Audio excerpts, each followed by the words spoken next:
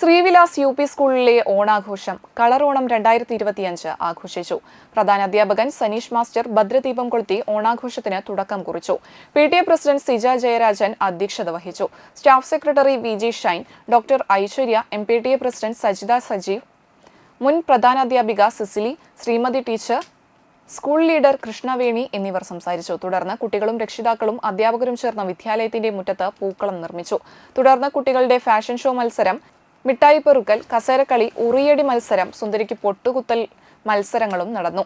വിജയികൾക്ക് 9ാം ward member P. Vinu സമ്മാനദാനം നടത്തി. തുടർന്ന് കുട്ടികൾക്കും രക്ഷിതാക്കൾക്കും നാട്ടുകാർക്കും ഓണസദ്യ നൽകി. തുടർന്ന് അധ്യാപകരുടെയും രക്ഷിതാക്കളുടെയും കുട്ടികളുടെയും കലാപരിപാടികൾ ഉണ്ടായിരുന്നു. ഓണാഘോഷ പരിപാടിയിലേക്ക് എല്ലാവർക്കും സ്വാഗതം. ഞങ്ങളുടെ കുട്ടികളുടെ വളരെ കളർഫുള്ളായ ഫാഷൻ ഷോ മത്സരം സമയത്തിന് മുന്നേ കഴിഞ്ഞു.